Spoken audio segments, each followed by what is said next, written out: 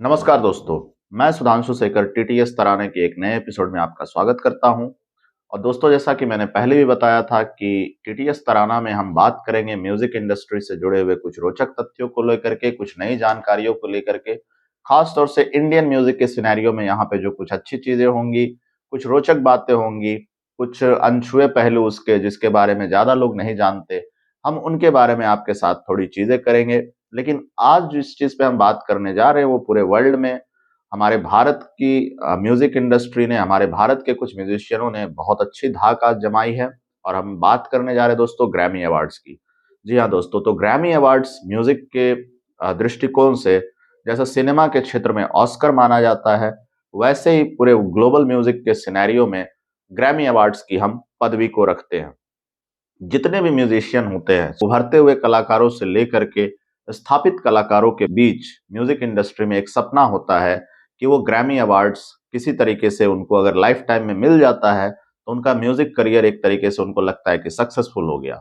और दोस्तों, ये बहुत अच्छी बात है कि इस बार के ग्रैमी अवार्ड्स में, ग्रैमी 2024 में, 2024 में इंडिया ने पांच, कुल मिलाकर के पांच ग्रैमी अवार्ड्स जीते। हमारे लिए बहुत फख्र की बात है, बहुत गर्व की बात है कि इंडिया ने इस बार ग्रैमी अवार्ड्स में पांच अवार्ड जीते हैं। तो आइए हम बात करते हैं उन अवार्ड्स की जिन जिन कैटेगरियों में इंडिया के आर्टिस्टों ने इस बार ग्रैमी अवार्ड जीता है। तो जी हाँ, एक नाम है संगीत जगत में, तबला के क्षेत्र में, जो कि मील का पत्थर है और लगभग लगभग पूरे वर्ल्ड में उन्हें, जैसे उस्ताद बिस्मिल्लाह खान शहनाई, पंडित रविशंकर सितार, उसी तरीके से तबले के क्षेत्र में अगर कोई शीर्षस्थ व्यक्ति आज पूरे विश्व में माना जाता है तो वो है जाकिर हुसैन। इनके पिता उस्ताद अल्लाह रखा थे और वो भी पंडित रविशंकर के साथ कोलैबोरेट करते रहते थे। वो भी नामांकित हुए थे ग्रैमी अवार्ड्स के लिए और उन्होंने पंडित रविशंकर के साथ कोलैबोरेशन में उनकी विक्ट्री भी हुई थी। तो उसी तरीके से उनके सुपुत्र उस्ताद जाकिर हुसैन, उनका नाम रोशन करते हुए उन्होंने इस बार 3 ग्रैमी हासिल किए। जी हाँ दोस्तों, उस्ताद जाकिर हुसैन ने 3 ग्रैमी अवार्ड इस बार हासिल किया है। जिन कैटेगरीज में उन्होंने ग्रैमी अवार्ड हासिल किया है वो है बेस्ट ग्लोबल म्यूजिक परफॉर्मेंस, दूसरा बेस्ट, एक बैंड है जो शक्ति बैंड, उनके साथ वो उन्होंने कोलैबोरेट किया उसके लिए, और एक उनका जो कैटेगरी में जिनमें उन्हें वो अवार्ड मिला है वो है बेस्ट कॉन्टेम्पोररी इंस्ट्रूमेंटल। मैं फिर से रिपीट करना चाहूंगा, बेस्ट ग्लोबल म्यूजिकल परफॉर्मेंस के लिए, फिर उसके बाद शक्ति बैंड के साथ उनके पार्टिसिपेशन के लिए जो शक्ति बैंड ने जो अवार्ड जीता है उसी में उनका भी एक बैंड मेंबर होने के नाते उनको भी विनर घोषित किया गया है। और बेस्ट कंटेम्पोररी इंस्ट्रूमेंटल की कैटेगरी में भी उनका खिताब आया है। एक एज वी स्पीक करके एक इंस्ट्रूमेंटल ट्रैक है जिनका उन्होंने राकेश चौरसिया जी के साथ कोलैबोरेट किया। राकेश चौरसिया पंडित हरिप्रसाद चौरसिया के भतीजे हैं और बहुत अच्छे फ्लूटिस्ट हैं, बांसुरी वादक हैं। तो ये 3 कैटेगरीज हैं जिनमें उस्ताद जाकिर हुसैन ने ग्रैमी अवार्ड जीता है। दूसरा हमारे लिए फख्र की ये बात है कि बेस्ट ग्लोबल म्यूजिक एल्बम का विनर इस बार शक्ति बैंड को घोषित किया गया है। शक्ति बैंड ने दिस मोमेंट, अपनी एल्बम दिस मोमेंट के लिए बेस्ट ग्लोबल म्यूजिकल एल्बम का खिताब जीता है। दोस्तों, संगीत जगत के प्रेमी, शास्त्रीय संगीत के प्रेमी या फ्यूजन संगीत के प्रेमी, वर्ल्ड म्यूजिक के प्रेमी शक्ति बैंड के नाम से वाकिफ है।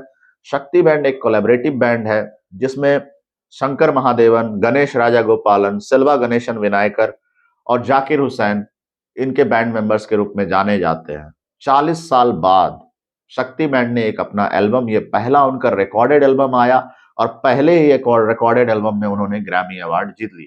जी हाँ दोस्तों, एक जॉन मैकलिलिन करके गिटारिस्ट है, वो नाम भी बहुत शीर्षस्थ गिटारिस्ट में से एक माने जाते हैं।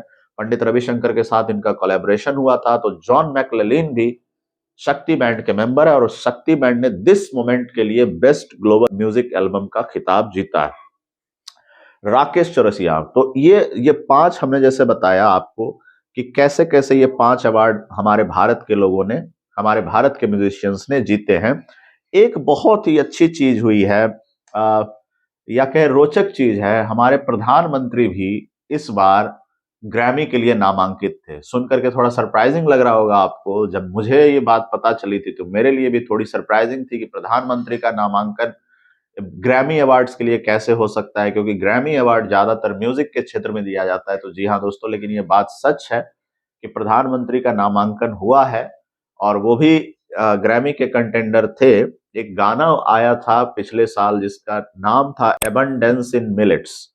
ये गाना जो है, ये मिलेट्स जो इंटरनेशनल मिलेट ईयर 2023 में घोषित हुआ था, तो उसके ऊपर एक गाना बनाया गया था और उसमें नरेंद्र मोदी जी, प्रधानमंत्री जी का एक छोटा सा पोर्शन वहां पे उन्होंने बोला है उस पूरे ट्रैक में। और शायद नहीं, उन्होंने कुछ पार्ट उनका लिखा भी है, जिसकी वजह से वो कैटेगराइजेशन के अकॉर्डिंग जो कोई भी उसमें अपना योगदान देता है गाने में, तो ग्रैमी में उन सब को अवार्ड दिया जाता है। तो इस आधार पे प्रधानमंत्री नरेंद्र मोदी भी इस बार हमारे ग्रैमी अवार्ड्स के दावेदारों में से थे।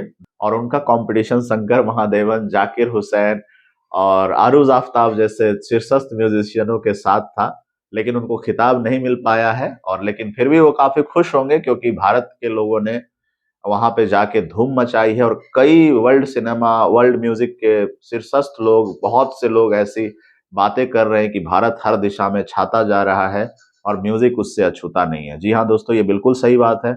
अक्सर हर साल ऐसा होता है कि म्यूजिक की कैटेगरी में भारत के म्यूजिशियंस कुछ न कुछ ग्रैमी ले जाते हैं, लेकिन इस बार बहुत खुशी की बात है कि 5 ग्रैमी अवार्ड्स आए हैं भारत के हिस्से में। ये थे ग्रैमी 2024 के विजेताओं की हमारी तरफ से पेशकश, तराना की तरफ से पेशकश। आप जाइए, इनके गानों के बारे में मैं फिर से एक बार रिपीट करता हूं। जिन गानों के वजह से इंडियन म्यूजिशियंस को ग्रैमी मिला है, आप जाइए यूट्यूब पे इनके परफॉर्मेंसेस देखिए या इनके स्पॉट जहां कहीं भी आपको मिल सकता है। तो मैं फिर से रिपीट करना चाहूंगा वो ट्रैक्स जिनके लिए ग्रैमी अवार्ड्स अलग अलग म्यूजिशियनों ने जीते हैं। बेस्ट ग्लोबल म्यूजिक परफॉर्मेंस शक्ति बैंड ने जिसके लिए खिताब जीता है, उस एल्बम का नाम है दिस मोमेंट। राकेश चौरसिया ने, जो पंडित हरिप्रसाद चौरसिया के भतीजे हैं, उनको 2 कैटेगरी में मिला है। बेस्ट कॉन्टेम्पोररी इंस्ट्रूमेंटल जिसका नाम है एज वी स्पीक। फिर उसके बाद कौन सा, जैसे मैंने प्रधानमंत्री के गाने के बारे में जो चर्चा करी है, वो है एबंडेंस इन मिलेट्स। तो दोस्तों, ये 3-4 ऐसे ट्रैक्स हैं जिनके लिए ये पांचों अवार्ड हमारे अलग अलग म्यूजिशियंस को मिले हैं। एबंडेंस इन मिलेट्स का नामांकन हुआ था, जिसकी मैं बात कर रहा हूं। थोड़ा रोचक था हमारे लिए, सबके लिए, कि प्रधानमंत्री का नामांकन, उसने अवार्ड नहीं जीता है। वो मैं इसलिए उस चीज की जानकारी दे रहा हूं ताकि क्यूरियोसिटी लोगों की जो है कि आखिर कैसे प्रधानमंत्री ग्रैमी अवार्ड्स के लिए नामांकित हो सकते हैं, तो वो जा करके वो गाना भी सुन सकते हैं। तो उम्मीद करता हूं दोस्तों, टीटीएस तराना का ये एपिसोड आपको अच्छा लगा होगा। और अगर टीटीएस तराना का ये एपिसोड आपको अच्छा लगा है, तो प्लीज हमारे चैनल को लाइक करें, शेयर करें, सब्सक्राइब करें, कमेंट्स में अपने फीडबैक्स भी दें। धन्यवाद।